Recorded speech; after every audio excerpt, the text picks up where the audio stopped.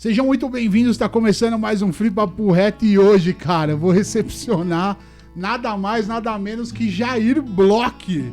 E aí, Jair, tudo bem, meu velho? Melhor agora, Como é que Éder. você tá, cara? Pô, tô melhor agora vindo participar aqui do Free Papo Reto, um prazer, primeira vez. Puta, né? Eu tô ansioso, E cara. a gente tava tentando aí, né, cara, Exatamente. alinhar as Ansioso agendas. pra te receber aqui. E aí, a gente conversando um pouquinho fora, nos bastidores, né? Eu tenho umas dúvidas, assim, animais sobre... Bora, tô aqui pra isso. Sobre vocês, principalmente você que tem carreira solo e o caramba. Primeiro de tudo, cara, qual foi a motivação? Qual foi o grande lance de você entrar pra música? Você tá na música desde quando, velho? Então, eu começo a tocar com 11 anos de idade, aprender a tocar. Tá. Componho a minha primeira música com 13 anos de idade. Tá? Caraca. Eu já comecei a compor, escrevi letra, música, tudo. E começa aquele desejo, adolescente ainda, de ser um artista. Tá. Né? E seguir as bandas que eu ouvia naquela época, Metallica principalmente, Titãs e tal. Eu tenho uma Sempre pro rock and roll. Eu tenho as raízes no rock and roll. Né? Mas eu começo realmente a tocar profissionalmente com 17 anos. E aí foi uma fase assim complicada, porque você não é maior de idade, então para você tocar em casas noturnas, seu pai tem que ir junto, tem que ter autorização, alguém tem que te levar. Entendi. E com 17 anos eu já tocava na noite mesmo. E já rolava esse apoio da sua família? Já, eles sempre apoiaram muito, Tá. assim, sempre. Eu acho que uma parte da minha família não esperava que isso fosse se tornar o meu meio de vida realmente, que eu fosse me tornar um artista no sentido profissional, sério, sabe? Mas meu pai, por exemplo, acho que era né? Seu pai era meu músico pai... ou não? Não, meu pai era delegado de polícia, na verdade. Tinha nada a ver com música. Embora ele gostasse muito de música, assim, ele adorava música. As festas do meu pai sempre tinham música ao vivo.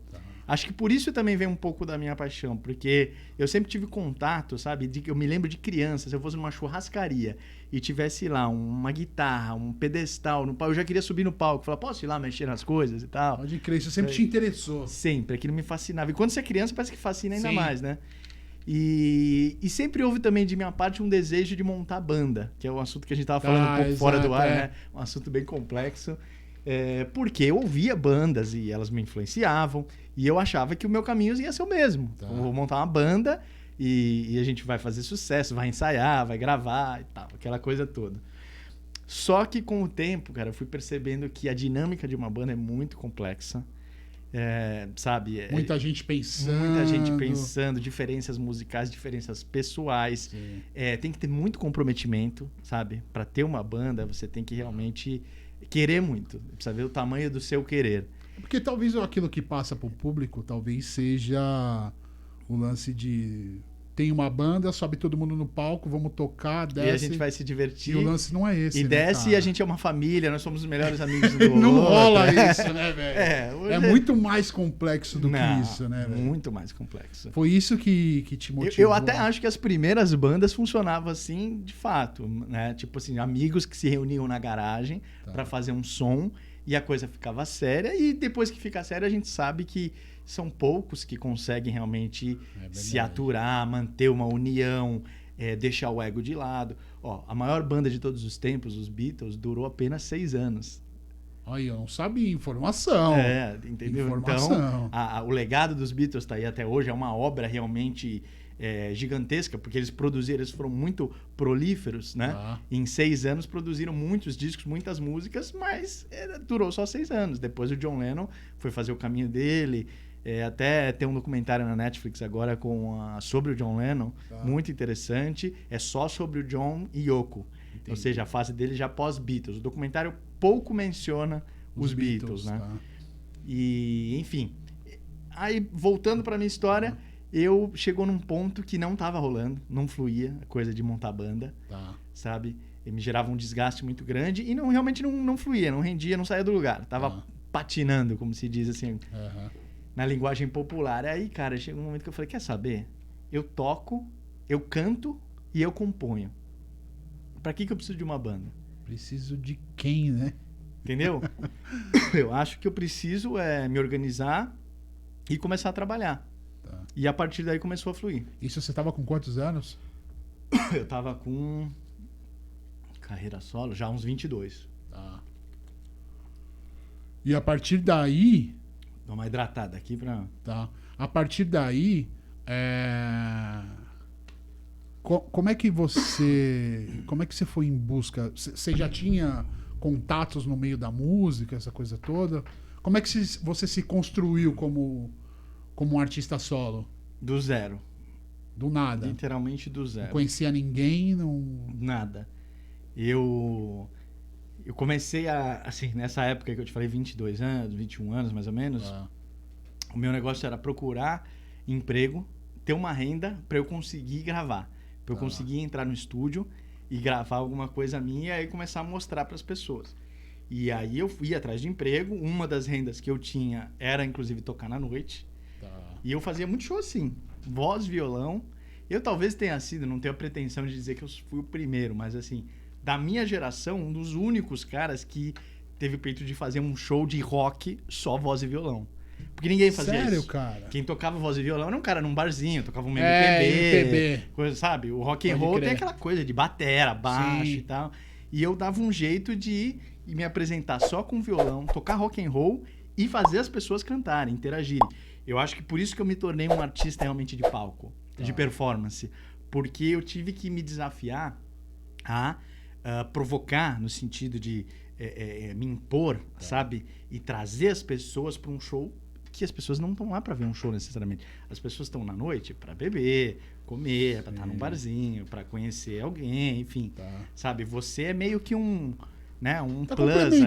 Tá complementando a noite da rapaziada. Mas na minha cabeça, não. Eu sempre fui um entretenedor, um performer. Se fosse para 15 pessoas, eu ia fazer com que isso acontecesse, entendeu? Entendi. E deu certo. Então, e aí rolou um negócio muito legal, Eder, porque eu comecei a mostrar minhas composições já nos barzinhos, na noite. E comecei a formar um público aí. Você fazia uma mescla de tipo... Fazia uma mescla. Depois que já tinha conquistado, que as pessoas estavam cantando junto, que é uma coisa que eu gosto muito, de trazer o público pra cantar, interagir. Aí eu falava, pô, posso mostrar uma música minha aí pra vocês? Claro, porque o cara você já conquistou, entendeu? A gente quer ouvir. E eu também já sou de uma geração que as pessoas não saíam mais pra ver música autoral, né? Isso é uma coisa que acabou ali no final dos anos 80 e começo dos anos 90. Hoje em dia o cara só quer autoral, é só se for consagrado. Mas eu fazia questão de colocar. E as pessoas aprendiam os refrões, começavam a aprender as letras, começavam a ir no bar no dia que eu tocava. Aí eu percebi, opa, peraí, não é só o bar mais. Eu tô formando o meu próprio público. Entendi. E eu também tô ajudando o bar. Você começa a entender o mercado, como funciona, né? E aí as pessoas me cobravam, falavam, mas e essa música onde que eu ouço? Não existia plataformas digitais, principalmente para os mais jovens é importante contar isso, né? Que não existia isso. A gente estava ali no começo dos anos 2000 engatinhando na internet para começar, né? Tinha o Napster, você lembra disso? Que teve aquela batalha com Metallica, onde as pessoas baixavam música de graça e, enfim, e era um escândalo, era um crime e tal. E você, para divulgar uma música, você tinha que ter um CD gravado e lançar.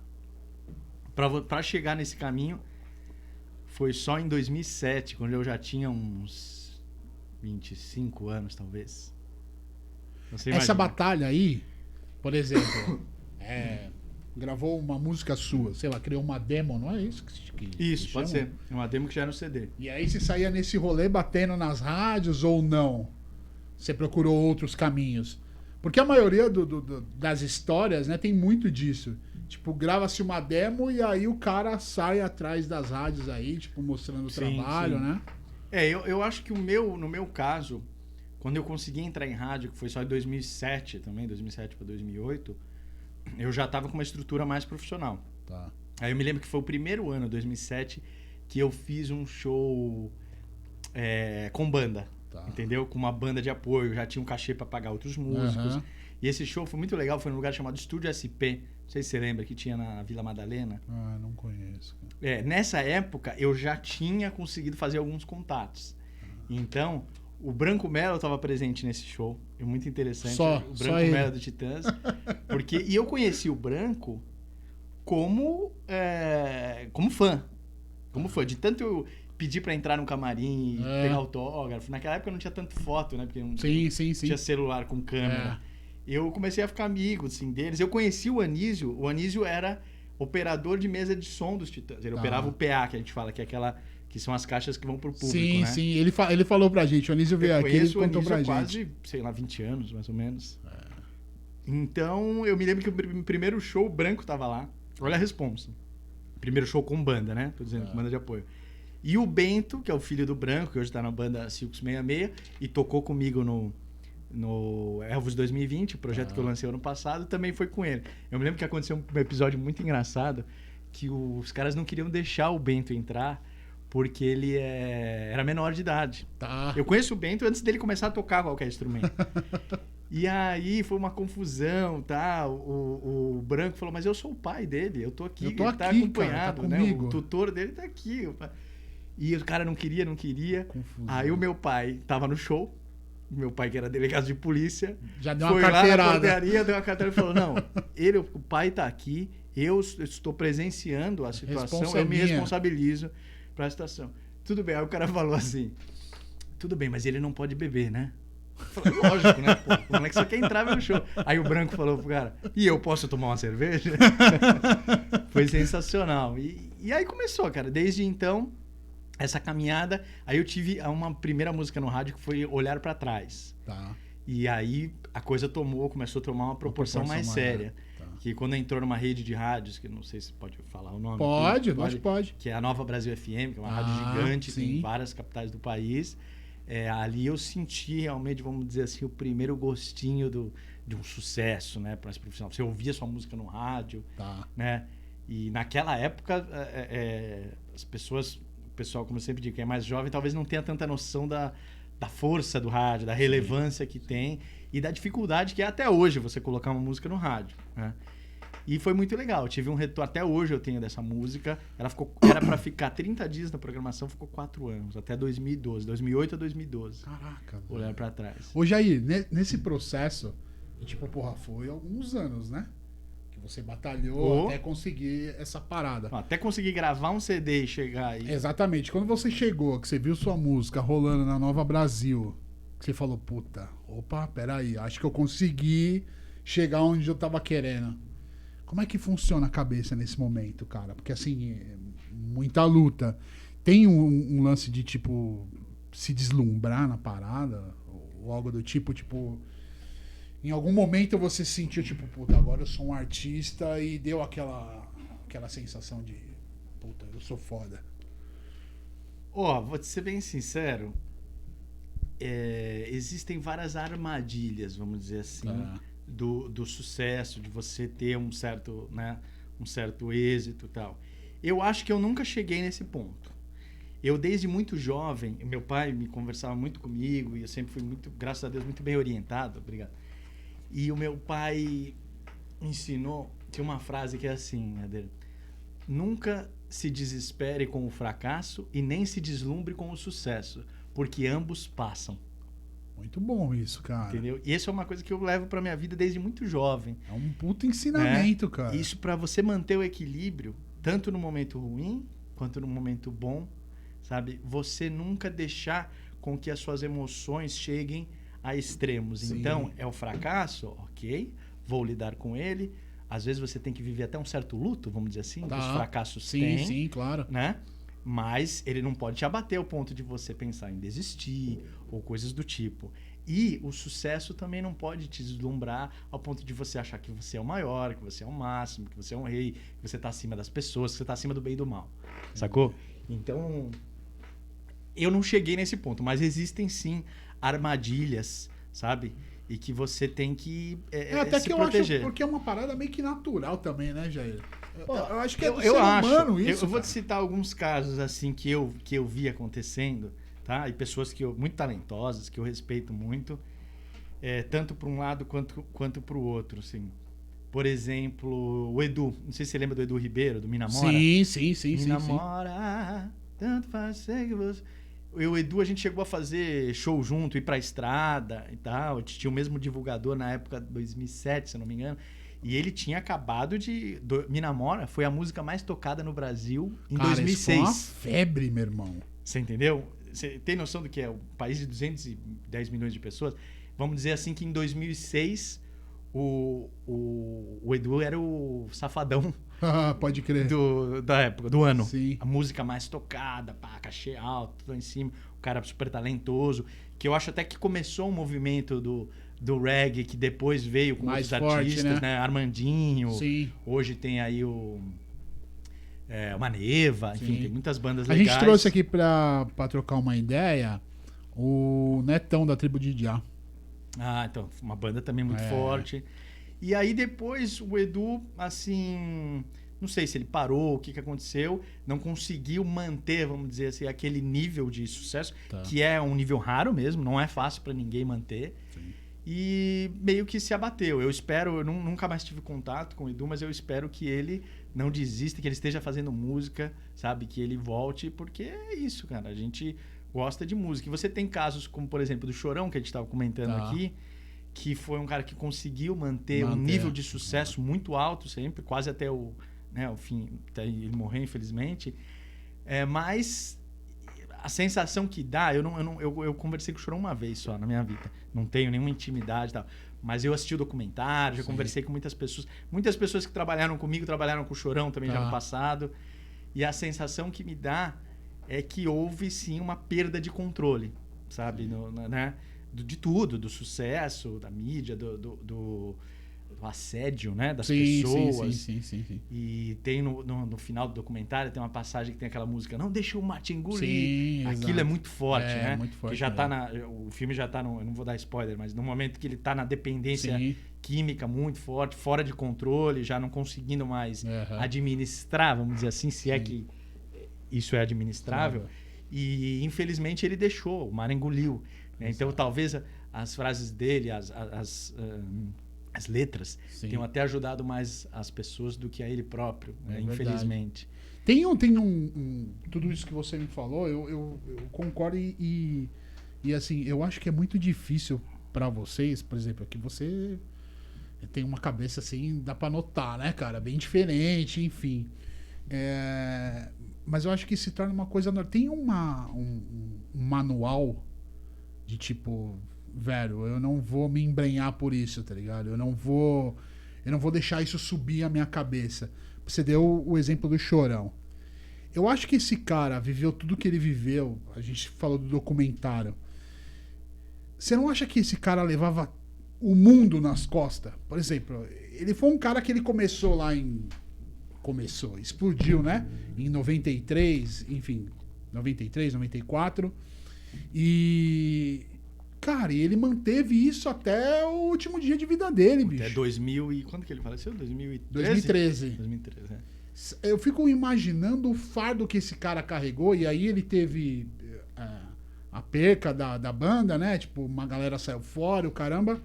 E essa banda não caiu, velho. Ele manteve isso na evolução. Você não acha que isso... que ele carregou, tipo... Ou qualquer outro artista, né? Que se propõe a fazer isso...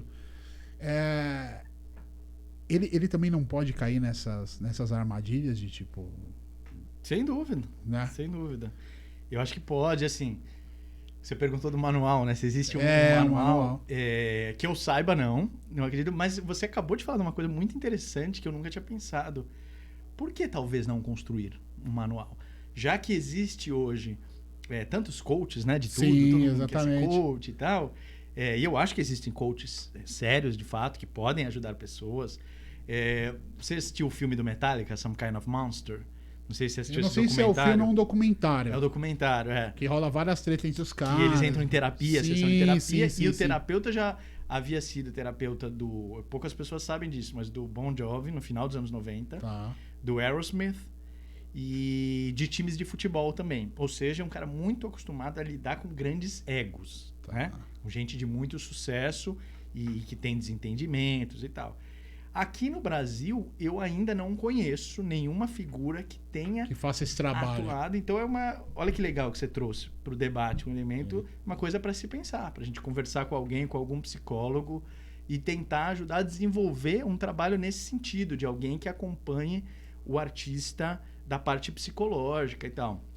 O meu produtor atual, um dos produtores com quem eu estou trabalhando, atualmente estou trabalhando concomitantemente com dois. Tá. O Rick Azevedo, que é produtor, é compositor também, compôs músicas muito conhecidas do pop brasileiro, como Dig Dig Joy, Desperdiçou, do Sandy Júnior. Do Sandy Júnior? São músicas dele. Mas comigo ele não atua como compositor, sim como produtor musical.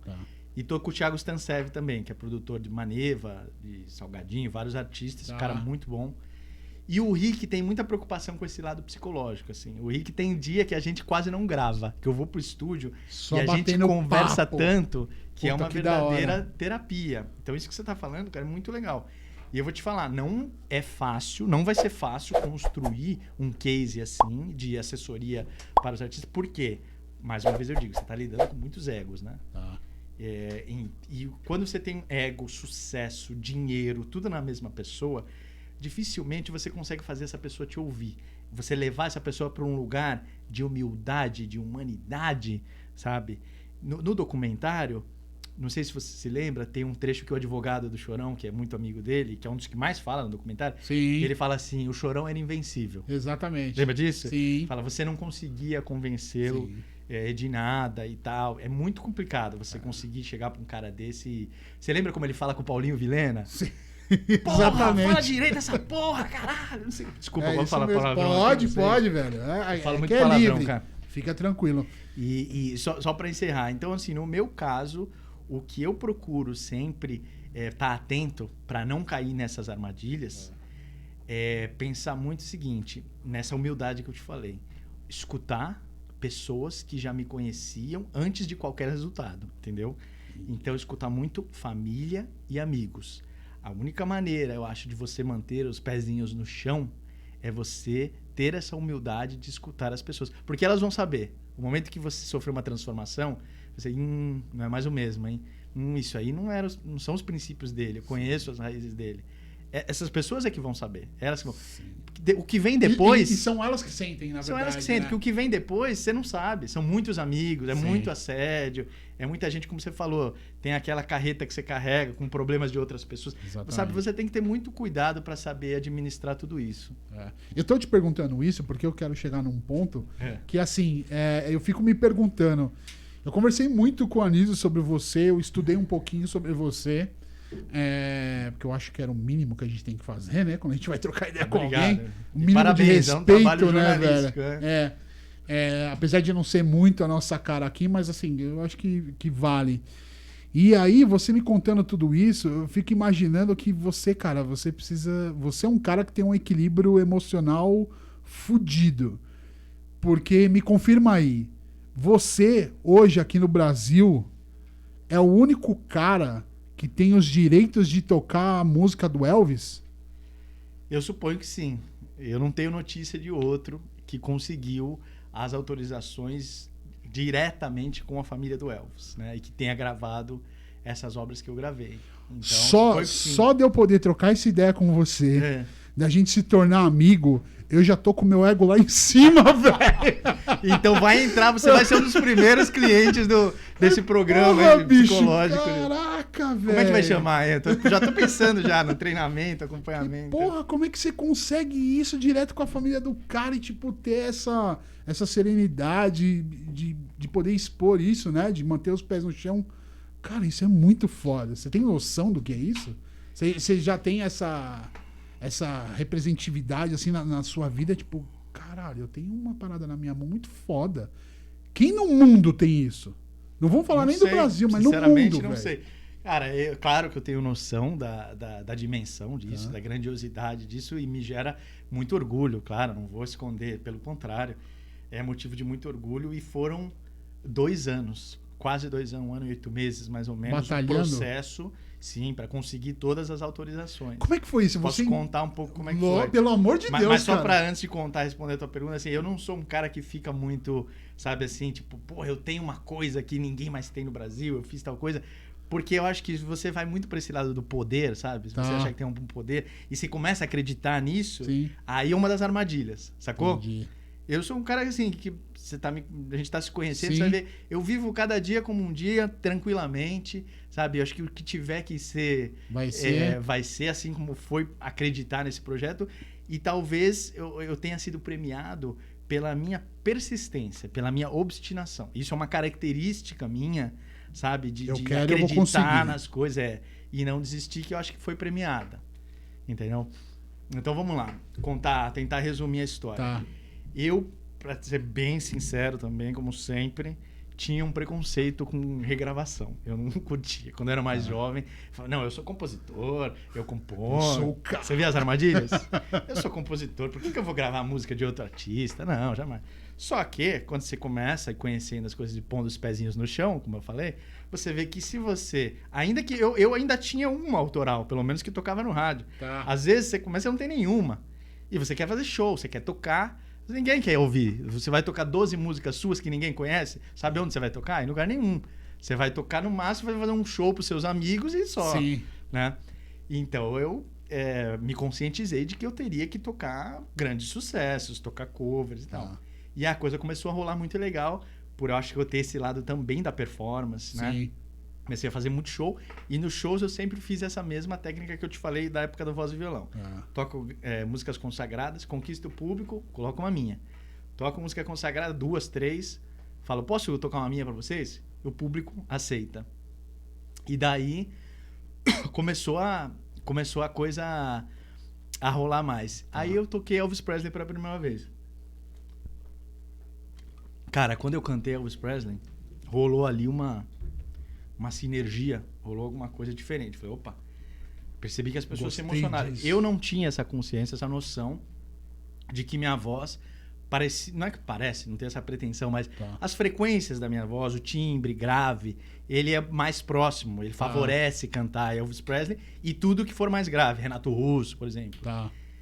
E foi Suspicious Minds, a primeira música que eu toquei. E eu também não, confesso sempre que eu não conhecia tanto assim de Elvis. Tá. Essa música já era uma música que todo mundo toca, né? Sim. As bandas tocam na noite, então eu conhecia, aprendia, tirei a música e tal. Cara, quando rolou essa reação das pessoas, eu falei, opa, eu acho que talvez eu precise colocar um pouco mais de Elvis no repertório. Fui colocando, as pessoas iam pedindo mais e falando, pô, Jair, você podia gravar Elvis, né? Você podia fazer um cover do Elvis e tal. Isso durante anos, eu tô te falando. Já depois de ter música no rádio e tudo. E aí, quando chegou nessa época, 17 para 18, que foi depois que eu abri os shows do... Que a gente pode falar sobre isso também lá no Morumbi. A gente pode falar? Não, a gente vai não sei falar. Se dá tempo de falar tudo. Você que manda. E lá no Morumbi rolou um negócio também mágico, sabe? Rolou magia pura, porque é um camarote para 1.500 pessoas. Os shows foram muito intensos, sabe? Repercutiram. E tinha gente, pra você ter uma ideia, da pista, que depois que acabava o show principal, colava aqui na grade do camarote, só faltava invadir o pessoal pra curtir o show, sacou? E quando tocava Elvis, era aquele... sabe a torcida de futebol? Sim. Eu falei, porra, cara... O cara é ícone, né? Peraí, né? Tem alguma coisa. Aí eu falei, vou pensar nessa ideia de gravar. Mas eu não queria ser um cover, eu não sou cover, não tenho nada contra quem faça, tem caras que fazem muito legal. Mas eu falei, eu quero fazer o Elvis do Jair Bloch, uma releitura e tal. E aí eu tive a ideia de fazer um Elvis, porque o que ele representa pra mim, se fosse um Elvis hoje? Um cara transgressor, revolucionário, fez uma coisa que não existia na época, rock and roll, e do jeito que ele dançava, rebolava, eu associei isso muito ao punk, que é mais rebelde e tal. Como não é tanto a minha praia, eu falei, punk rock, já... Né? Fica um pouco mais, né? Uma coisa tão crua, vamos dizer. Punk rock, hardcore. Aí eu tava conversando com o Valtão, que é daqui de Guarulhos. O Walter Gomes, que é o meu guitarrista na minha banda, na época. E ele tava produzindo um trabalho com o Japinha, do CPM. Baterista. Eu falei, porra, quem é o cara melhor que entende da parte percussiva de punk rock, hardcore, essa praia toda no Brasil? Japinha, né? Falei, pô, você me apresentaria pro Japinha? Será que ele toparia fazer esse projeto? E em princípio era só pra tocar. O Japinha não só topou e tocou, como ele foi o produtor do projeto. E o Walter Gomes o arranjador. Aí, falei, pô, mas eu preciso das autorizações. Eu não queria que fosse um negócio assim, vamos fazer um vídeo pra pôr no YouTube, ele tocando Elvis. Eu sou um cara que, assim, eu valorizo muito a questão de monetizar para os autores, os compositores. Como eu sou compositor, eu sei a importância disso. Que legal. De uma obra ter daqui 1, 2 anos, ou... se eu tiver filhos ou netos, eles, né, terem também esse reconhecimento. Então eu falei, eu quero uma coisa que seja monetizada para os autores, quero lançar nas plataformas digitais, no YouTube, com todos os direitos sendo recolhidos corretamente. Aí fui atrás das editoras aqui no Brasil, aí eu me deparei, cara, com uma realidade muito complexa. Eram 3 músicas que eu queria, Love Me Tender, It's Now or Never e Suspicious Minds. Por quê? Suspicious Minds faria 50 anos, ali em 2019, e It's Now or Never, que é o single mais vendido da história do Elvis, faria 60 anos. Caraca. Em 2020. Entendeu? Ou seja, ela fazia 60 anos porque ela foi lançada exatamente em 1960. E eu lançaria em 2020 e o single vendeu 20 milhões de cópias em 60. Então tinha toda uma numerologia também, sabe, cara, que parecia que conspirava a favor. E Love Me Tender eu queria gravar porque, além de ser uma música linda, é a única música da qual o Elvis é autor. Ele é coautor da música. Todas as outras, o Elvis, as pessoas não sabem, mas ele só era intérprete. Love Me Tender ele compôs, junto com outros autores, para um filme chamado Love Me Tender. Éder, tinham músicas como, por exemplo, Love Me Tender, que tinham 4 editoras diferentes. 25% dos direitos de cada uma. Nossa. E algumas delas não tinham nem representação no Brasil, as editoras. Então, foram 2 anos de falar com as editoras de São Paulo e Rio de Janeiro, e aí tentar conseguir o contato da editora fora do país. Então isso envolveu viagens, um puta do investimento. As pessoas até de algumas editoras me ajudaram a conseguir os contatos de fora. E vamos ajudar esse louco aí. Vamos ajudar esse louco aí. Tipo assim, ó, que eu duvido que ele vai conseguir, mas vamos dar uma força pra esse malucão aí. É meio que isso, vai. Porque se der certo, a gente vai poder falar que fez parte, né, dessa caminhada. É bem isso, mano. It's Now or Never. Opa. Você vê que quando a pessoa tá em casa é assim, ó, ela já começa a derrubar as coisas. It's Now or Never é uma versão de uma música napolitana, que é o Il Sole Mio. Lembra? Il Sole Mio! Lembra? Sim, aquela? Pô, ícone também. Que é do século XIX, a música é de 1800 e... Lá vão pedrada. Isso aí vai durar gerações e gerações, né, bicho? Então você imagina, o Aaron Scherer, que é o autor da versão em inglês, ele não é o autor da música. Ele fez uma versão de 2 italianos. Então eu tive que... Aí eu me deparei também com essa realidade, que eu tinha que conseguir a autorização dos autores italianos, que obviamente não estão vivos. Então, dos herdeiros e algum meio que herdeiros dos herdeiros. Olha de quantas gerações nós estamos falando para trás. Cara, então, aí eu aproveitei uma época e eu fui viver na Europa também, 2019, e aproveitei já para terminar de costurar esses contatos e trazer tudo para cá. Só que nisso, eu tive que enviar versões de Love Me Tender e It's Now or Never para a família do Elvis. Ou seja, entrar em estúdio, já teve um custo de pré-produção e tal. Cara, para resumir, quando as autorizações chegaram, todas, quando eu vi que 100%, a gente já estava em estúdio gravando mesmo, não era nem mais pré-produção. Tipo, eu fui pro risco total. Apostei todas as fichas, vamos fazer. Por isso que eu falo. Autorizações vão vir. Você tem que mentalizar, você tem que acreditar. Você quer alguma coisa pra tua vida, seja o que for, volta boa. Volta bom. E os caras nem sabiam disso, que faltavam algumas. O Japinha, porque eu não podia também tirar o estímulo dos caras. Os caras estavam, sabe, assim, vamos fazer a parada. E aí quando chegou, cara, é um negócio assim de se emocionar. Veio uma autorização em inglês e escrito assim: autorizamos o uso da obra devido à originalidade da versão. Sério? Aí eu entendi por que eles raramente autorizam alguém a gravar, a família do Elvis. Porque eles não queriam mais uma cópia, entendeu? Alguém, ele canta igualzinho a... Não, é uma coisa que, o cara pegou a obra, virou do avesso, sim, você entendeu? E fez algo revolucionário. Mostrou a cara dele, ficou da hora. Suponho que tenham gostado, né? O autor do Suspicious Minds, sim, também. E eu tenho um objetivo de conectar a obra do Elvis a um público mais jovem, através dessa sonoridade mais moderna.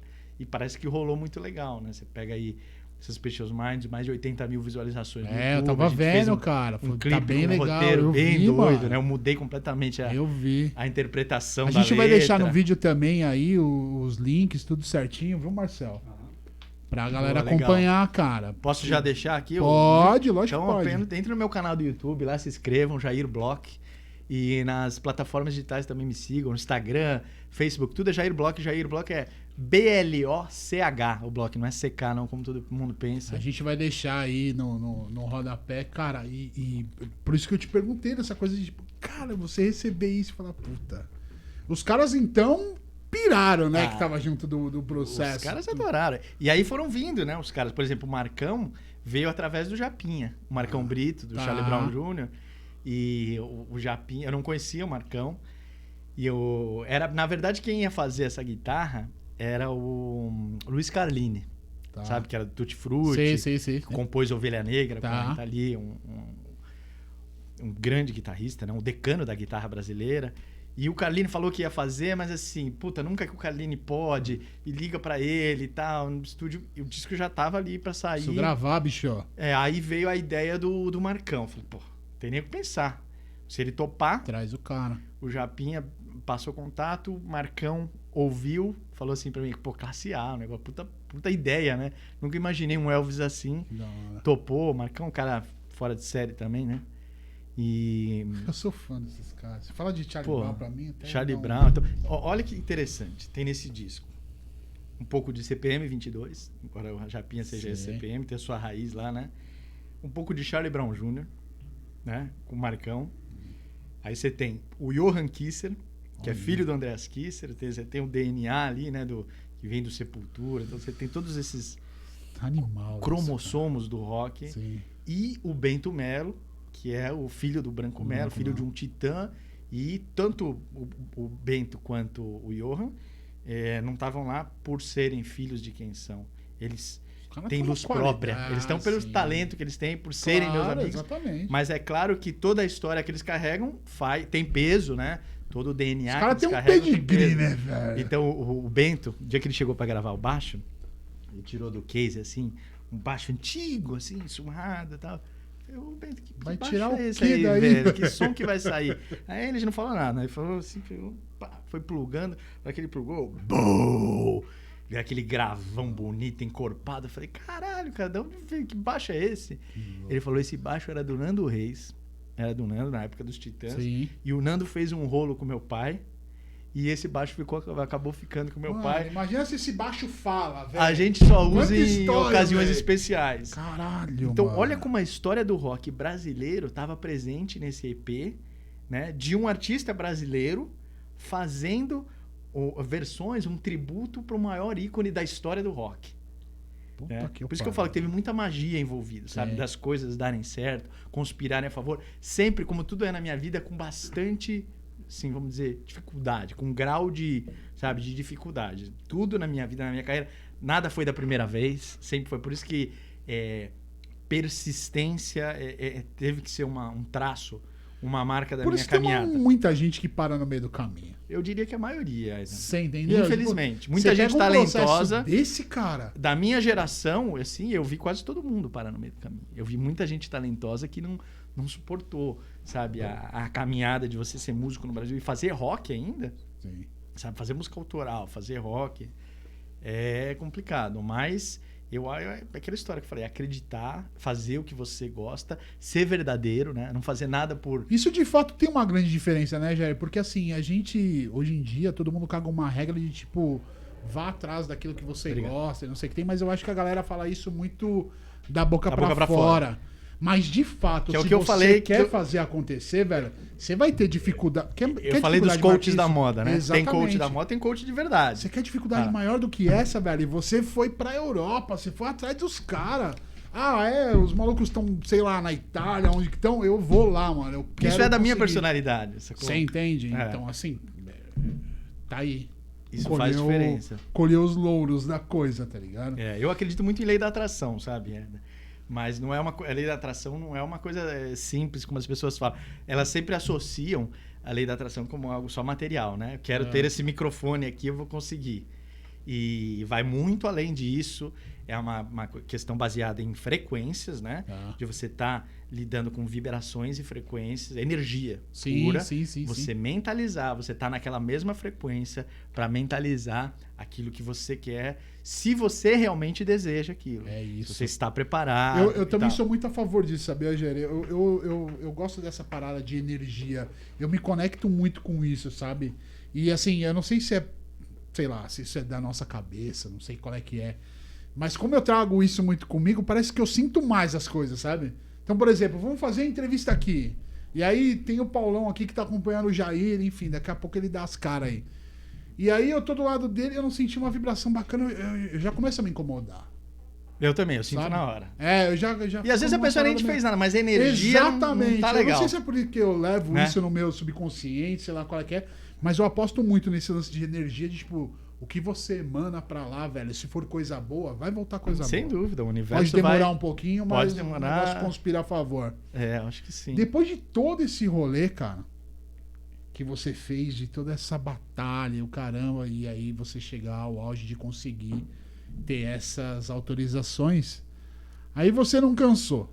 Aí você abriu show de U2, de Pearl Jam. Na verdade isso foi antes até, né? Tá, mas como é que é isso, meu irmão? Acho que a pergunta, mas eu entendi a pergunta. Depois de abrir o show, você não cansou, você foi atrás do negócio. Aí, vamos lá, 2 questões aí. Uma, eu sou movido a desafios, a próxima etapa. Eu acho que assim, mesmo se eu fosse um artista que já tivesse, sei lá, 20 hits de rádio, eu nunca ia conseguir fazer turnê tocando os 20 hits de rádio, sabe? Eu ia falar, eu quero compor, eu quero disco novo, eu quero um projeto desafiador, entendeu? Eu posso tocar lá uns 10 hits pra vocês ficarem felizes, mas eu vou querer sempre, sabe, trazer novidade. Entendi. Eu preciso desse estímulo, dessa motivação. E essa fase que você está falando foi mágica também. Foi um período entre 2015 e 2017, que justamente você vê como são as coisas, né? Era um período que eu fazia muito show, porém não estava lançando nada novo, não estava lançando material novo.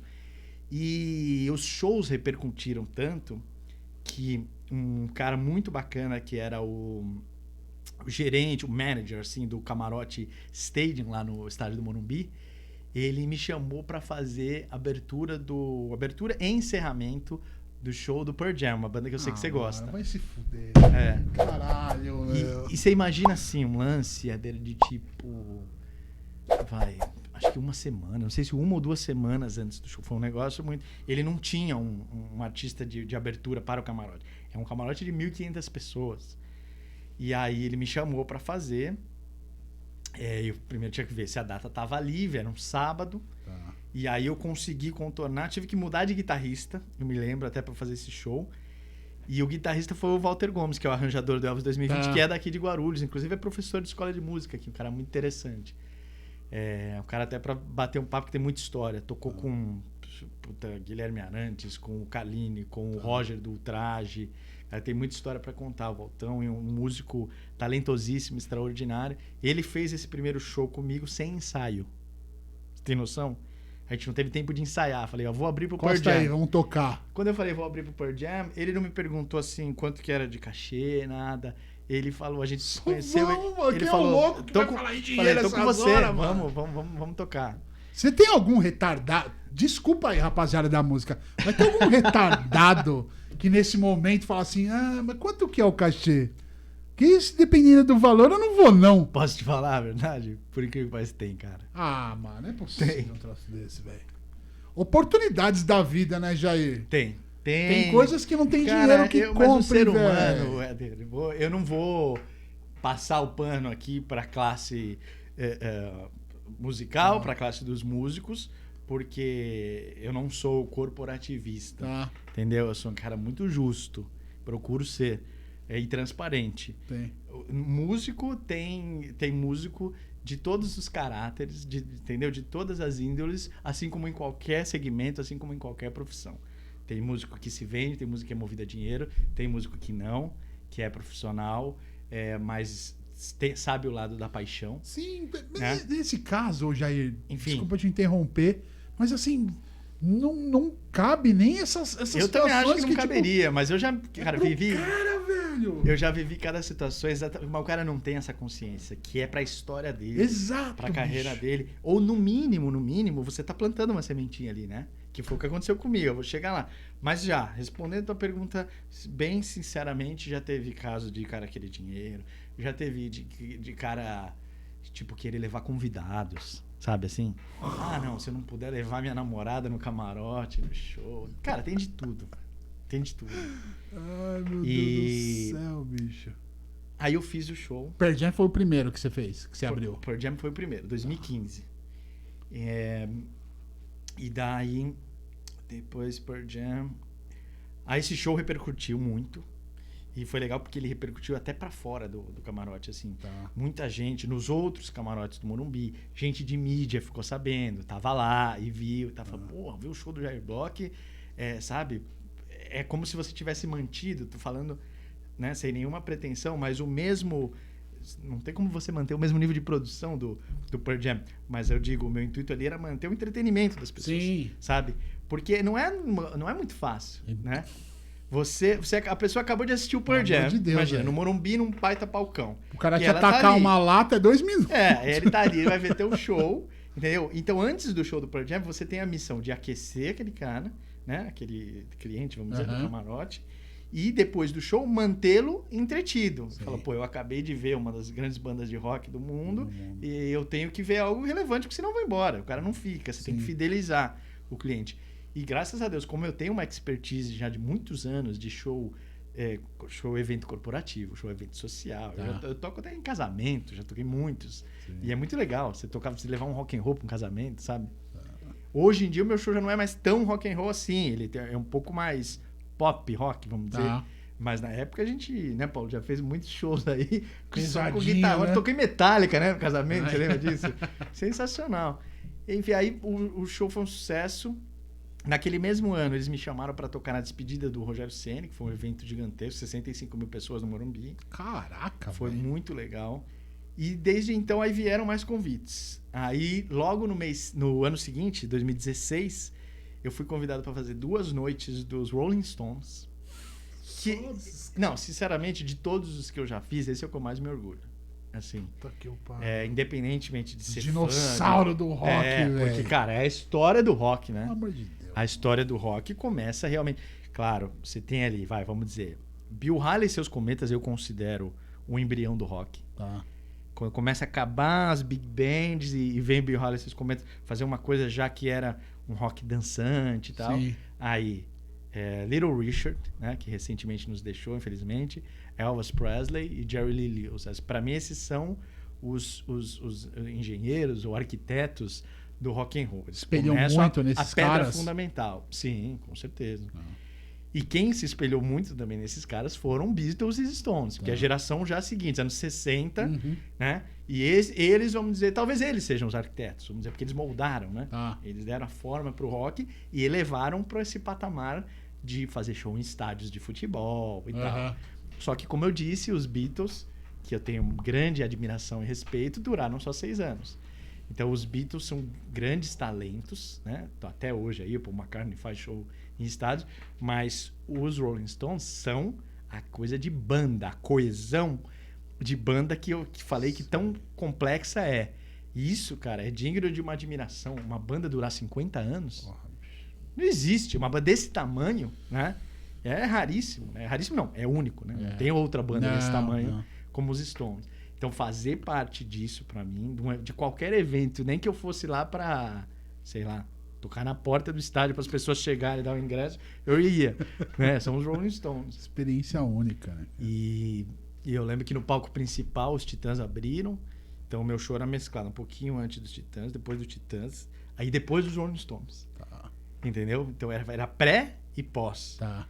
E esse, foi acho que talvez mais legal ainda do que o Pearl Jam em termos de repercussão, porque talvez eu também já estivesse fazendo um nome ali, sem perceber, eu estava construindo todo um nome nesse camarote. Já tinha mais bagagem. Já tinha mais bagagem. Talvez estivesse entregando algo melhor pro seu público. Sim, sim.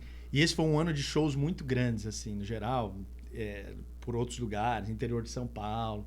Foi um ano bem legal, 2016.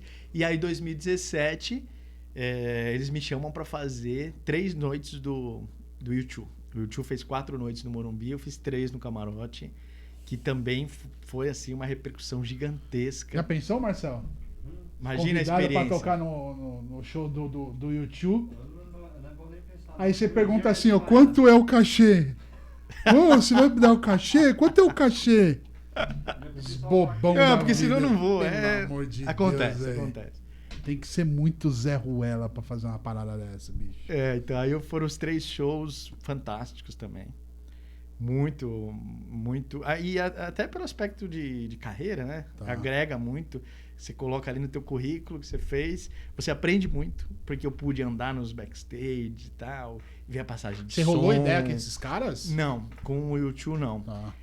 O palco deles e o backstage era exatamente no outro extremo, atrás do outro gol do Morumbi, que é muito grande, e o meu camarote ficava aqui, não tinha essa, sabe, esse acesso.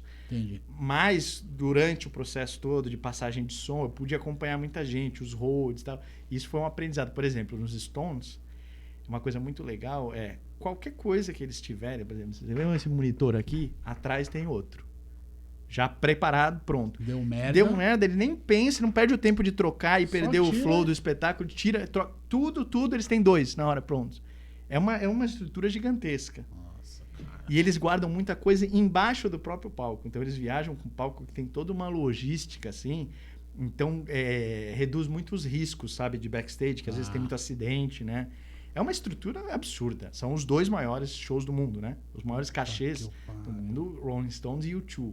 Então, ter essa oportunidade de estar ali, né, presenciando isso, fazer parte, foi uma das experiências mais agregadoras da minha carreira.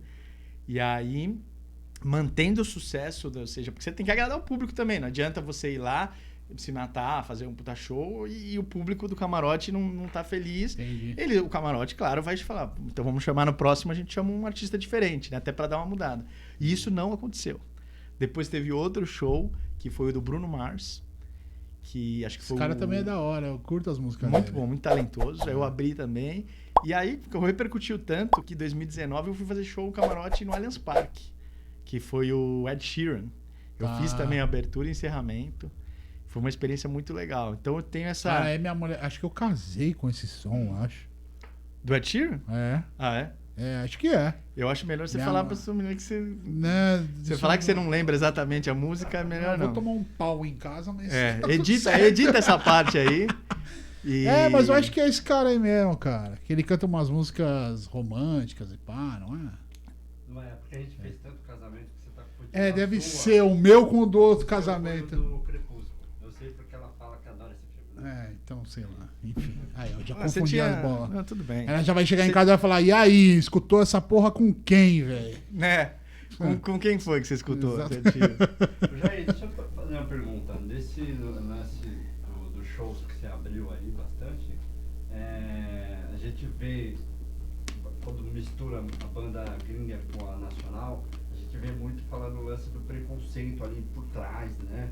Tipo, não, o equipamento do U2 é pra essa banda. Eu sei que teve até uma treta com traje, uma outra banda. Você sabe qual que era a banda, Danilo? Não? Foi dos Stones. Né? Foi dos Stones. Foi essa mesma turnê que eu fiz. Ah, é? Você rolou esse tipo de atrito com você lá? Você sentiu teve esse preconceito de, equipamento, toda a produção aqui do YouTube, ou com quem seja, é nosso. Vocês se viram aí, cara, o que tem aí? Rolou? Cara, é assim, eu não vou... Como é que eu vou te dizer? Como eu não fiz no palco principal, eu não toquei no mesmo palco deles, toquei no palco no camarote, não teve esse envolvimento de equipamento, sacou? O que rolou no caso do U2, que eu posso dizer, eu não me senti em nenhum momento vítima de nenhum preconceito, ofendido, nada. O que rolou foi um lance, assim, deles um pouco antes do show, passarem, a equipe do U2, a produção passou em todos os camarotes e pediu para que eles apagassem as luzes de absolutamente tudo, inclusive de uma geladeira lá, que tinha da Budweiser. Porque a iluminação, como ela é feita no estádio inteiro, é uma produção que envolve luzes no meio do público e tal, aquilo lá atrapalharia a iluminação do show. A única coisa que eu posso te dizer do U2 que eu tive contato que rolou comigo foi isso. Por mim, eu falei pro pessoal do camarote na hora, não tem problema, a gente não toca durante esse período, vai tocar depois, vocês é que sabem. E eles acataram na hora, apagaram tudo, eles tiveram até... Eu acho que desligaram, se não me engano, as geladeiras. Fala, pô, agora a cerveja já tá gelada, não tem outro jeito, não tem como apagar só a luz, agora a cerveja quente. Agora, eu sinceramente acho que é uma coisa que deveria ter vindo muito antes, né? Uma recomendação, algo que deveria ter sido estabelecido, essa é a minha opinião. Fala, olha, não há tantos minutos, é por contrato, antes do show, todas as luzes do estádio tem que estar apagadas, tá? Nos Stones não rolou absolutamente nada, nenhum desconforto. Eu sei dos Titãs, porque tem os amigos ali, né, na equipe e tal, que eles fizeram no palco principal, que eles foram super bem tratados. Tem uma foto, inclusive, dos Titãs com os Stones. Não tiveram absolutamente nada para reclamar, mas, claro que a produção não foi a mesma. Eu vi o show. E geralmente é assim. Show de abertura, o volume mais baixo. Eles não usaram, por exemplo, o telão dos Stones, não puderam usar. A iluminação é muito inferior. Então, a medida das coisas é diferente. Aí eu também não, sinceramente, eu não acho a coisa mais legal do mundo.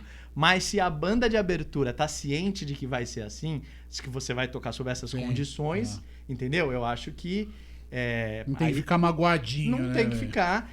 Diferente, por exemplo, do Rock in Rio. O Rock in Rio eu sei que é a mesma estrutura para todos os artistas. Chega no palco Mundo ou no palco Sunset, não importa a dimensão, vamos dizer, do sucesso do artista ou a relevância, que isso é muito subjetivo, né? Mas em termos de números, vamos dizer, não importa se ele é internacional ou nacional, o Rock in Rio, por contrato, todos os artistas escalados para o palco têm que ter a mesma estrutura. Eles podem usar o mesmo volume de som, os decibéis, né, que a gente fala, decibéis, o telão, tudo. Show, quando é de abertura, costuma ser um tratamento um pouco diferente. Eu não tenho muitos contatos no Traje, conheço o Marquinhos Klein, que é o guitarrista, mas faz muito tempo que a gente não se fala. O que eu soube foi o que eu li, o que eu soube foi pela imprensa, de que teria rolado um desconforto entre o operador da mesa de som e o Roger, né? Uma discussão, alguma coisa assim. É só o que eu sei. E eu vi até uma entrevista do Tony Bellotto falando sobre o Roger, falando que o Roger talvez não teria entendido bem o que é você abrir para os Stones. Não rolou um negócio assim no UOL? O Tony Bellotto... Eu vi ele falando isso no Danilo Gentili. Foi no Gentili? Falando da treta, e ele falou que foi treta feia mesmo. Velho. O Roger falou? Fita de sair no soco mesmo com os caras. Mas por quê? Ele fala? Não, eu acho que foi pelo tempo de palco. Tempo da passagem de som, eu acho, né? Não, acho que eles estavam no palco e aí aquele famoso negócio do cara chegar atrás lá e falar assim, mano, encerra, já deu, agora é os caras. Não, pera, acabei de começar, como assim?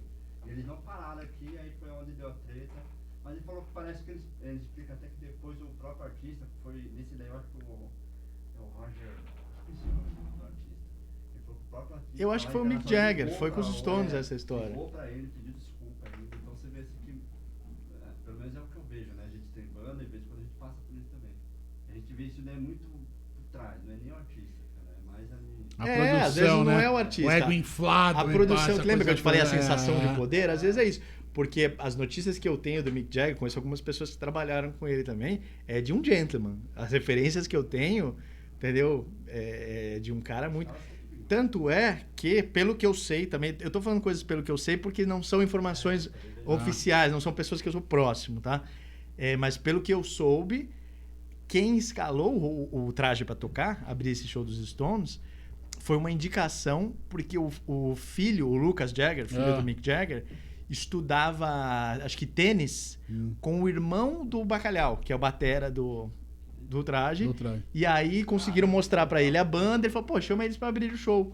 E aí eles abriram o show do Rio, que acho que é no Maracanã. Sim. Então, pô, por que o cara ia maltratar depois de chamar pra abrir? Né? Não tem muito sentido. Agora, às vezes, é o que você falou, a parte de um cara da produção que quer demonstrar o poder. Eu não falei pra você aqui? Falei, pô, estamos trocando ideia, tô virando seu brother, eu já tô com o ego inflado aqui. Sou amigo do Jair Bloch, brother. Você vai pro Jair, programinha tira uma lá. dúvida minha, velho. Você falou aí de cachê. Como é que funciona isso? Eu sei que provavelmente deve ter lá um valor fechado, né, cada um pro seu show. Rola muita negociação? Sim, tipo, rola velho, muita o valor negociação. do seu show é isso, mas é o seguinte... vamos negociar aí. Eu não quero pagar isso, eu quero pagar Y, enfim. Tem essa negociação? Tem sim. O cachê de um artista, a grosso modo falando, tá? Basicamente, o artista vale o número de pessoas que ele consegue levar para um show. Entendeu? Tá. Porque a grande parte dos contratantes vivem de bilheteria. Quando o cara vai atrás, por exemplo, eu tenho uma casa de show e vou atrás do Jair Bloch. O cara já sabe quem é você. Ele sabe quem é você e ele sabe o seu potencial de levar público. Entendeu? Ou ele já tem um público e precisa de um artista compatível com o público dele, com o evento dele, que ele sabe que vai entreter. Então, por exemplo, às vezes, como eu falei, eu faço muito evento corporativo, evento social. Nesse tipo de evento, o contratante não tem a preocupação de chamar público, bilheteria, porque já é um evento pronto, né? Seja, né, porque a empresa está oferecendo, enfim, ou casamento, seja lá o que for. E o aniversário, eu já fiz muito aniversário, cara. Eu já fiz um show no aniversário de 40 anos de um cara que foi sensacional. Eles contrataram para eu levar a banda inteira num lugar que era assim, tipo, um restaurante muito chique, um lugar. Eu falei, mas vou fazer com o maior prazer, mas não dá pra eu meter um puta de um rock and roll aqui, porque o espaço era um espaço delimitado para o evento deles e o resto do restaurante tava funcionando. Normal. E aí então você tem que explicar isso pro cliente também. Aí eu consegui um formato acústico, que eu fiz um show, levei a banda com um show animado, todo mundo, mas segurando um pouco ali a medida, vamos dizer, né? Do barulho mesmo, né? Então, cabe acho que ao próprio artista hoje em dia, não só ao empresário, o vendedor de show como o Anísio, mas ao próprio artista saber o seu lugar, saber como se posicionar, como se colocar. O cachê de um artista é flexível, sim, ao menos o meu e da maioria dos artistas que eu conheço. E varia muito, depende do interesse, tanto do contratante quanto do artista. Então, você pode fazer show por permuta, por exemplo, faz-se muito. De rádio, né? Às vezes a rádio ela não vai pagar teu cachê, mas ela vai pagar os custos da produção daquele show e vai tocar tua música, que é o que antigamente era o jabá, o famoso jabá. Isso é um pouco, hoje em dia é um pouco mais transparente, vamos dizer assim, né? Porque é do interesse do artista também ir lá e tocar e depois, né, tocar na rádio e fazer o show para rádio, ou pode ser, sei lá, para uma grande revista, né? Entendi. Entendeu? Então, depende muito da circunstância. E aí cabe ao empresário, no meu caso, o Anísio, e aos empresários de cada já artista. tem o mínimo e o valor. Exatamente. Você pode chegar até aqui. Exatamente. Velho. Em geral, você tem um piso e um teto, e aí, para você flexibilizar, tem que haver uma justificativa, entendeu? Nessa negociação. Por quê que eu vou fazer mais barato? Entendi. Né? Eu, por exemplo, posso falar por mim. Eu gosto muito de tocar para prefeituras, né, de cidades, porque o show é de graça. Eu acho isso muito legal, entendeu? E ao contrário do que muitas pessoas pensam, né? Ele faz com verba pública, ele cobra mais e tal. No meu caso, nunca foi assim, sempre o contrário. Eu já fiz por cachês menores do que o meu usual, do que para uma empresa privada, porque eu queria tocar para aquelas pessoas. São pessoas que talvez não tenham acesso, não possam pagar para ir num show, e show é caro no Brasil, produzir um show, infelizmente, e para as prefeituras você consegue um show que todo mundo venha. Já fiz em praça pública, em Coreto, em grandes shows também, e que as pessoas podem ir lá e me conhecer sem ter... Porque elas, já, na verdade, já estão pagando ali pela, né? Sim. Pelo município. Hoje em dia, não vou falar agora de pandemia, porque essa pandemia eu acho que arrebentou vocês. Sim. Né? Nós estamos num momento de exceção. Né? Vocês, cara, assim, é lógico que tem outros setores que foram bastante prejudicados. Mas vocês, dessa parte de eventos, artistas e o caramba, vocês se lascaram. Sim. De verde e amarelo. E aí, assim, vamos esquecer a pandemia. Não dá... Idiota, não dá pra esquecer, né? Mas... sem a gente ter esse período de pandemia, o artista hoje ele tem muito mais ferramentas de ganho. Se torna mais fácil do cara ganhar dinheiro hoje na música ou não? Não. Porque assim, a gente tem plataformas digitais, a gente tem o YouTube, a gente tem agora Spotify, Deezer, enfim, uma série de plataformas onde você pode ser inserido ali e de repente ser monetizado por essas empresas. Isso não pode gerar mais ganhos pra galera ou tô falando merda? Não tá falando merda. Assim, a questão que você tem que entender é o patamar de cada artista. Então, antes, se você estourasse, vamos supor que você é um artista bem mais velho, já não suporta mais turnês tão longas, muitos shows, mas você tem um disco que estoura. Você ganhava muito na venda do disco, nem dependia tanto do show. Hoje o artista depende exclusivamente dos shows, das turnês, dos cachês. Você precisa estar se movimentando, precisa tocar realmente para você ter renda. Salvo algumas exceções de artistas que conseguem número de visualizações tão alto, ou de streamings nas plataformas, que consegue monetizar num patamar que ele não precise dos shows. Tá. Mas isso que a gente está falando de coisa para poucos, tá? Isso é o mainstream do mainstream. E você também tem que considerar que nem todos os artistas que estouram músicas são os autores das músicas. O que detém o direito autoral é sempre o que vai ganhar mais. Tem o direito autoral, tem o direito fonográfico, quem é o produtor fonográfico, se é uma gravadora, se é o próprio artista, e você tem os direitos conexos, que são os músicos que tocaram naquela produção. Então, assim, o que as plataformas digitais monetizam ainda é muito baixo. Entendeu? Entendi. É um valor ainda muito baixo. Eu não acredito que não seja ainda justo perto do que se monetizava com outras fontes. Né? Então, resumindo, assim, é um período talvez mais difícil dos músicos da nossa geração. Né? Ou talvez mesmo de outras gerações anteriores nunca tenham vivenciado isso. E é importante dizer que é um período muito difícil também para quem está por trás da gente, dos artistas. Graxa.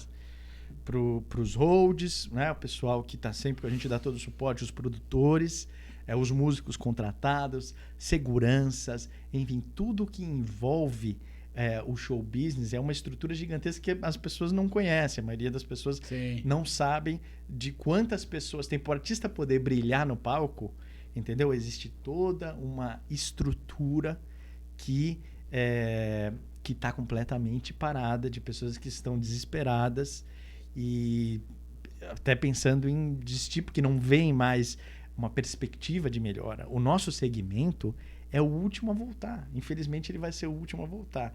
Eu tava E com ressalvas pra caralho. Com ressalvas pra caralho. Mas aí é que tá. Legal você ter falado isso. Temos ressalvas já agora. E temos muita coisa funcionando.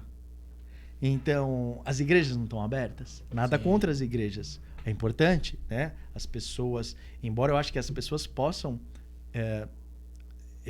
praticar a sua fé de diversas maneiras. Claro. Mas se entende que num local fechado, onde as pessoas cantam muito, é possível abrir, é possível, de alguma maneira, respeitar o distanciamento social e cumprir com medidas, se o shopping pode abrir, se o transporte público... Que é o lugar, né? Que nunca parou, que eu acho que é onde mais há contaminação. E é claro que eu entendo que as pessoas precisam do transporte público, precisam trabalhar. Mas se tudo isso pode funcionar, será que um show com distanciamento social não pode funcionar? Será que um jogo de futebol no estádio como o do Morumbi, 65 mil pessoas de capacidade, será que não dá para pôr 10 mil? Com distanciamento social e gerar emprego, colocar as pessoas para trabalharem, né? Será que não dá para fazer pequenos shows? Eu acho importante a gente cobrar medidas das autoridades que tenham embasamento. Porque a sensação que dá é que as medidas são baseadas em nada. Não são baseadas na ciência, em pesquisas. Né? Recentemente, saiu Os caras fizeram um teste na Espanha, não foi? Não isso, eu ia falar sobre isso. Uma balada teste. Um show. Um show grande aí. E parece que teve 6 pessoas só que foram contaminadas, né? Então, é o seguinte, isso chama um show teste. Por que teste? Porque embutido no valor do ingresso já está o teste do Covid. Então, você está pagando pelo ingresso para você ir ao evento e já está pagando pelo teste. Então, todo mundo, ao entrar no show, faz o teste PCR rápido e conforme o resultado, obviamente, você é autorizado ou não a acessar o show e você está monitorado. Se você é contaminado ou não, fala, essa pessoa esteve aqui no dia tal, mora no lugar tal, fez o cadastro já do ingresso do show e está contaminada. A gente sabe quem está contaminado, ela vai ter que fazer quarentena, as autoridades podem controlar. E você viu que esse show foi para milhares de pessoas. Não teve distanciamento social, não teve. Não, era só máscara. Todo mundo só máscara. E só 6 pessoas foram contaminadas, né? Que é uma coisa que de contaminação a gente vai ter por anos ainda, infelizmente, né? Mesmo depois da vacina, a vacina já está provado de que ela ameniza os efeitos de uma possível contaminação, mas ela não impede a infecção. Sim. Então, eu acho que a gente precisa... Infelizmente, no Brasil, tudo é feito com muita desorganização, mas eu tô disposto aqui. É bom ter voz, né? Ter essa oportunidade do microfone. Velho. A quem quiser experimentar medidas ou cobrar das autoridades que a gente possa trabalhar, e principalmente essas pessoas que precisam mais e provar, entendeu? Vamos fazer um evento teste? Sim, Vamos ver se realmente é tão nocivo, se o show é o que traz risco para a população. Eu acredito que não. Eu fui a 2 shows, acho que 2 ou 3, se não me engano, durante o período da pandemia. Eu não fiz nenhum show desses com distanciamento de mesa, mas fui eu acho que 2, se não me engano. E porque eu fui ver amigos tocar e tal. O pessoal o tempo inteiro, 1 quilômetro de distância de uma mesa para outra, você tem que entrar de máscara, sair de máscara, você só tira a máscara para comer e beber alguma coisa na tua mesa. Se você se levantar, você já tem que pôr máscara, álcool gel o tempo todo, sabe? Um negócio super rigoroso. E me pareceu funcionar. Ali não me pareceu ser um tipo de ambiente que, sabe, que gera contaminação. Sim. E na verdade, por exemplo, a lebre que eu levantei para você, para que todo mundo fique ciente também, eu não quero minimizar o problema que a gente tem dessa pandemia, sacou? Agora, nem eu, assim, não. Eu sou sempre disposto a colaborar com todas as medidas. Agora, poder entender o lado também de vocês, a galera por trás de vocês, né, que trabalha atrás das cortinas, mano, quanta gente ficou desempregada. Essa galera toda também tem família, quantas crianças aí tá sem comer, sem ir pra escola. Cara, é um absurdo assim o que rola. E você não vê ninguém, cara. Levantar essa bandeira. Você exatamente, não vê... cara. É como eu falei, pra abrir as igrejas tem muitas bandeiras, né? Pô, então legal, eu entendo que tenha representantes, mas a gente precisa de representantes desse setor. Exato. Gente com voz. Agora, será que também não é legal a gente falar aqui que... Como eu falei, eu não sou corporativista, eu procuro ser justo. Será que não é legal algum artista dos que estão, né? Dos de maior projeção do país hoje, dos que têm os microfones mais poderosos, será que não é legal eles se posicionarem? Seria o mais adequado, na verdade. Então, mas é aquele lance, os caras estão preocupados com você? Porra nenhuma, velho. Né? Até voltando para esse lance do cachê, por exemplo, o rock and roll hoje, eu vejo o cenário do rock and roll bem minimizado, assim. Cada vez mais encolhido, infelizmente. Exatamente. Então a última cena que eu vi aí foi desses caras, né? CPM, o Rapa, essa geração aí, Charlie Brown, né? Essa galera que veio. A partir disso daí, cara... Eu sempre falo que o último suspiro de rock que teve no Brasil foi a Pitty, na minha opinião, na minha visão. Exatamente, a Pitty... Uma artista que eu respeito muito. Eu piro nela também.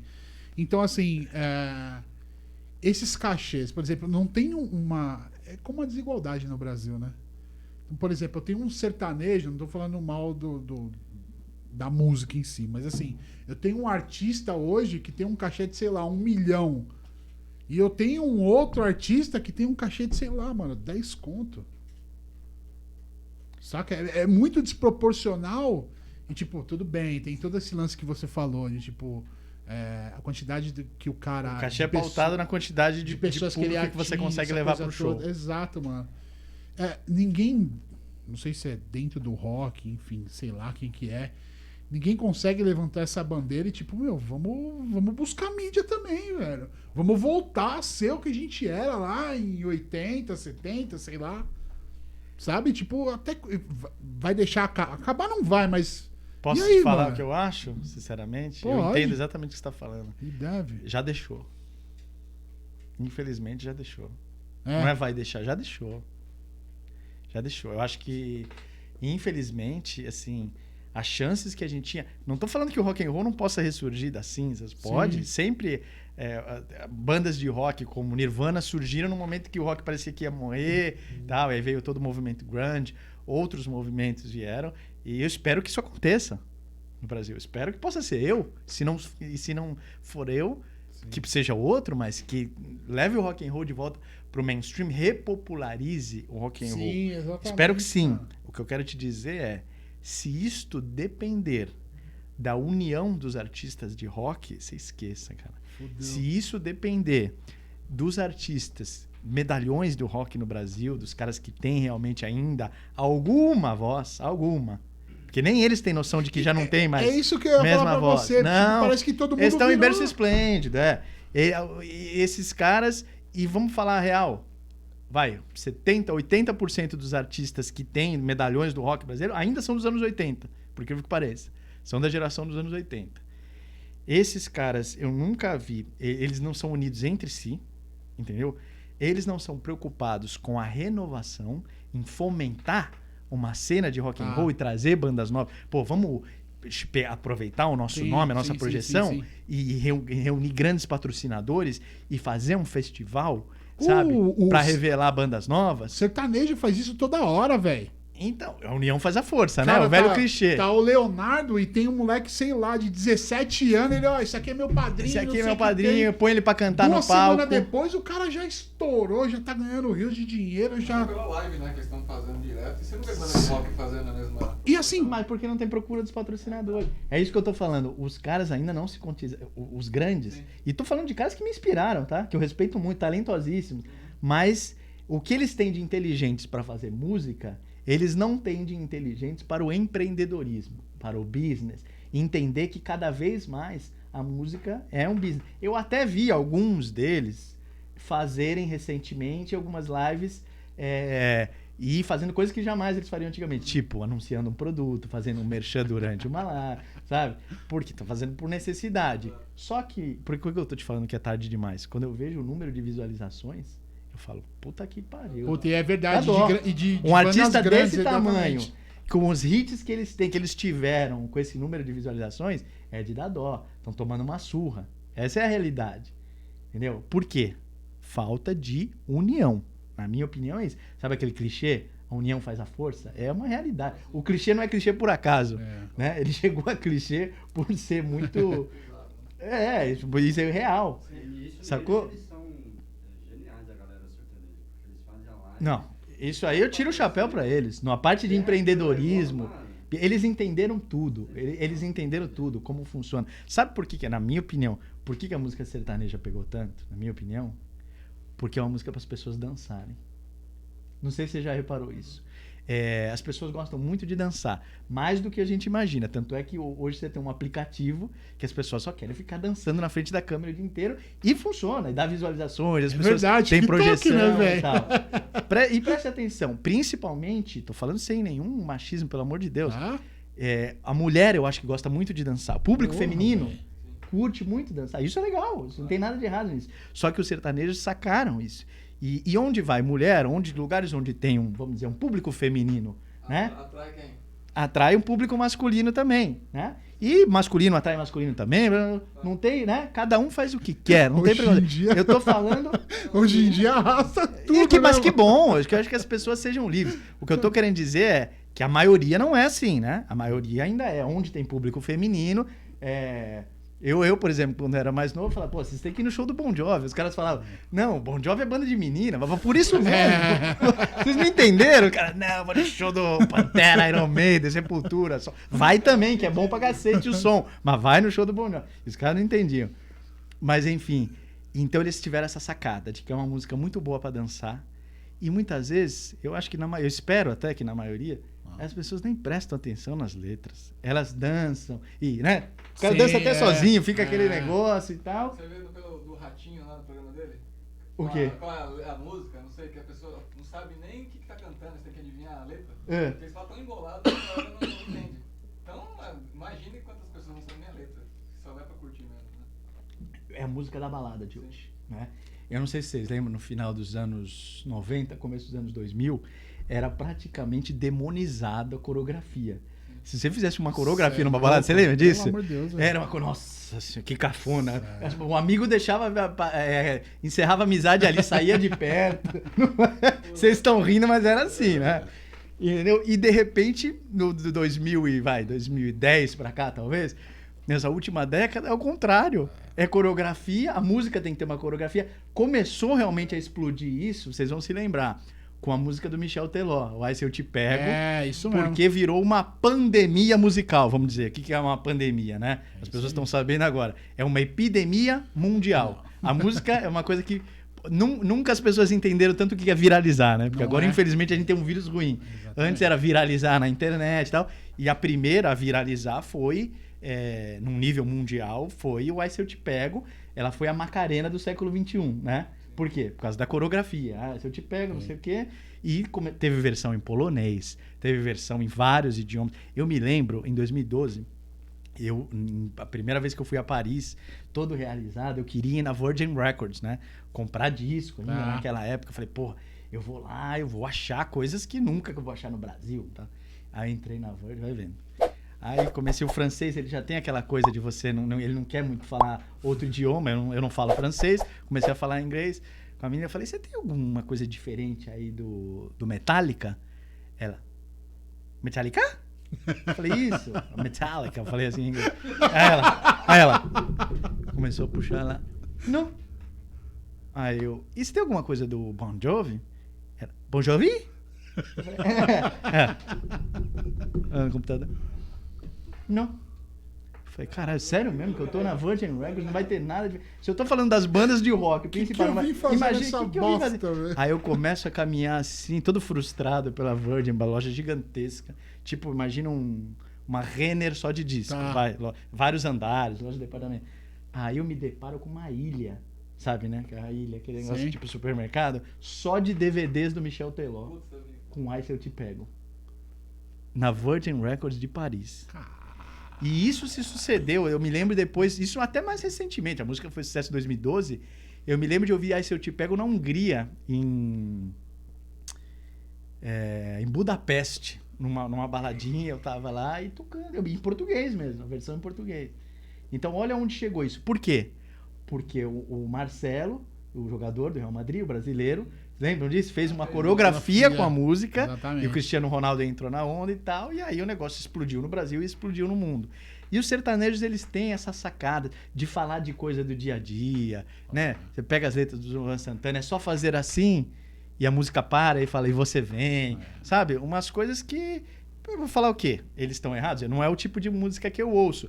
Mas eles, na parte de business, eles são exemplares. E eles elevaram vamos dizer assim, o entretenimento, o show business, a produção, né? Iluminação, fumaça, pirotecnia, negócio, tudo, né, a um patamar que só artistas estrangeiros traziam pro Brasil e que esses caras de quem a gente estava falando, do rock brasileiro, que eram muito grandes, são até hoje em termos de show, poderiam ter feito, nunca se preocuparam. Cagaram pro negócio. Nunca né, evoluíram em nada, sabe? A sensação que eu tenho, como eu falei, é que eles são caras muito inteligentes, não tenho dúvida disso, para fazer música, né? Muito talentosos.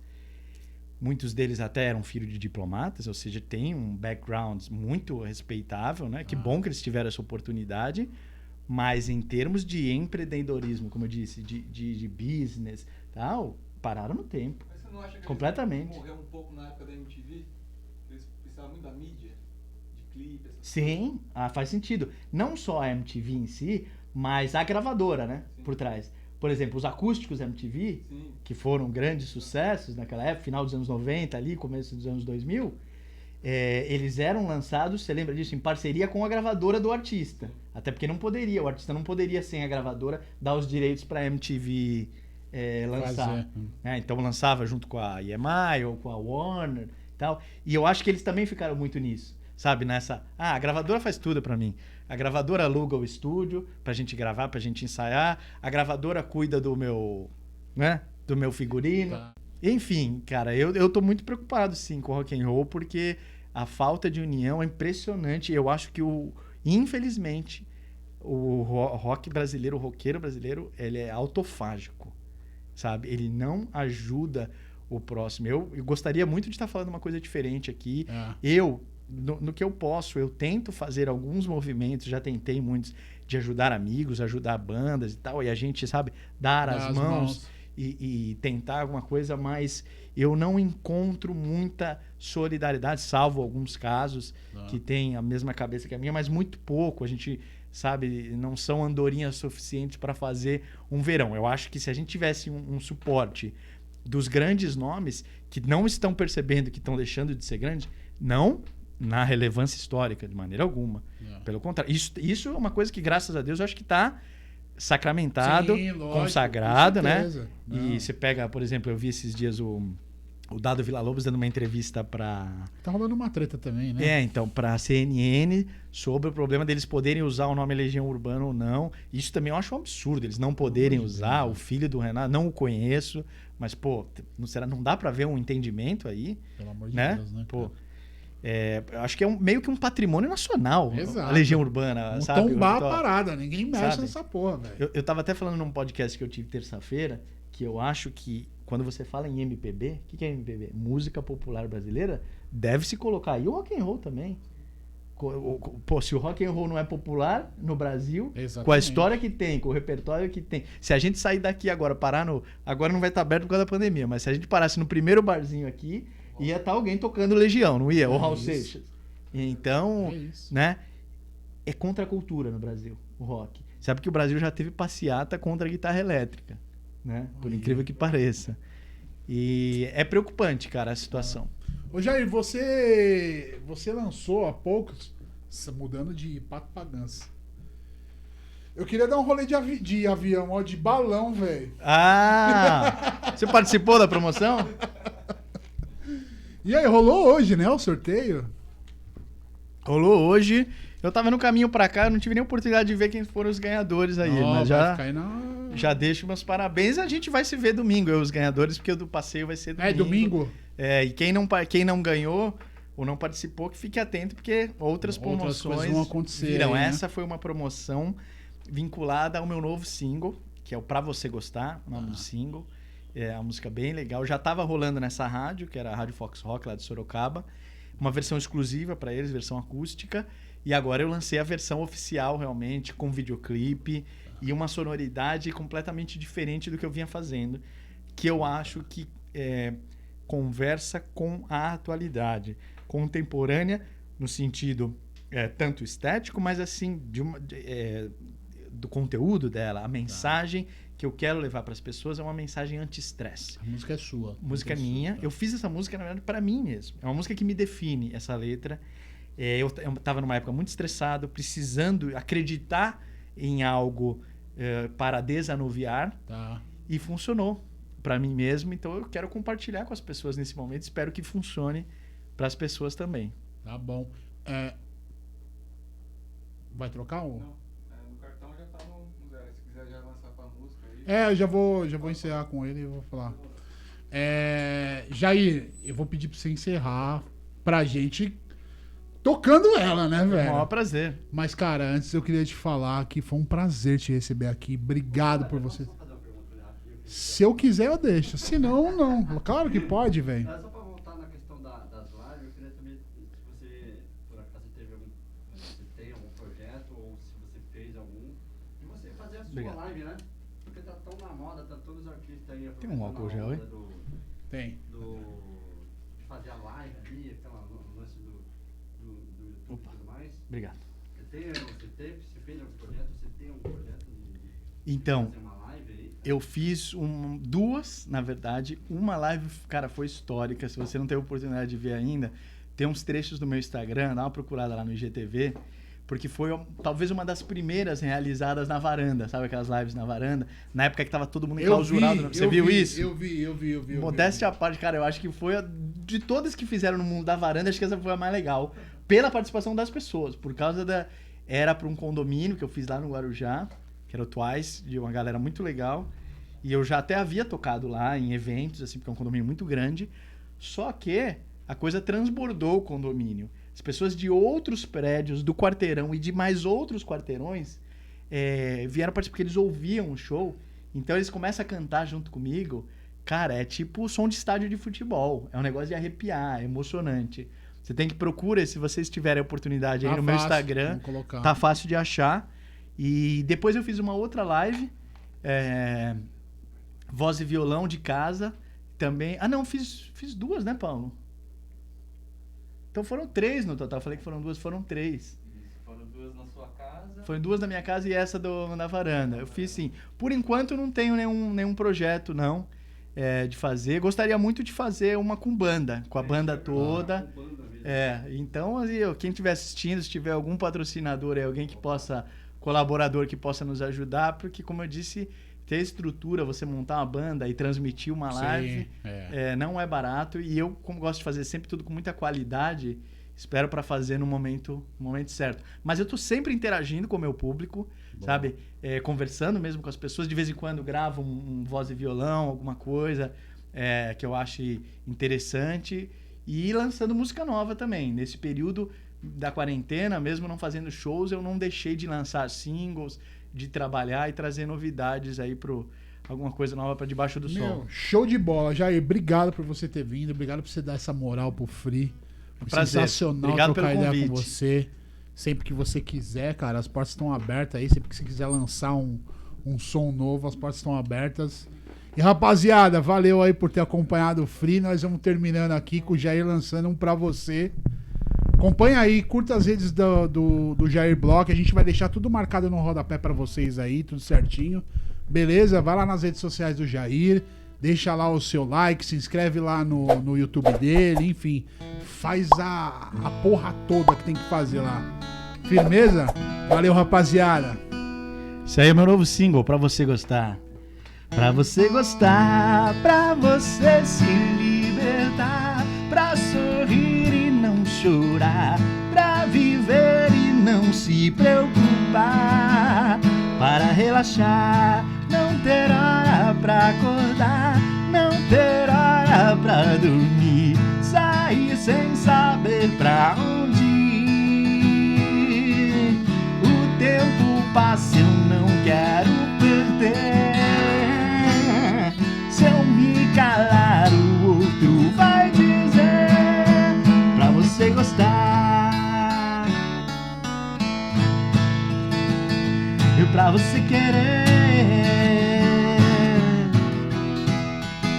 Eu disse pra você gostar, pra te convencer. Pra você gostar, pra você se libertar, pra sorrir e não chorar, pra viver e não se preocupar. O tempo passa, eu não quero perder. Se eu me calar, o outro vai dizer pra você gostar. Eu disse pra você querer, pra você gostar, pra te convencer.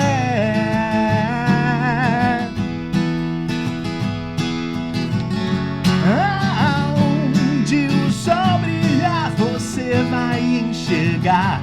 O amor não tem hora e nem lugar pra você gostar, pra você querer. Galera do Free Papo Reto aqui comigo, pra você gostar. Na, na, na, na, na. A palma aí, na, na, na, na, yeah. Oh, na, na, na, na, na, na, na, na. Eu falo tudo vira show? Na, na, na, na, yeah. Muito obrigado pelo convite. De volta aqui pra você gostar. Valeu, galera. Tamo junto. Valeu. Obrigado.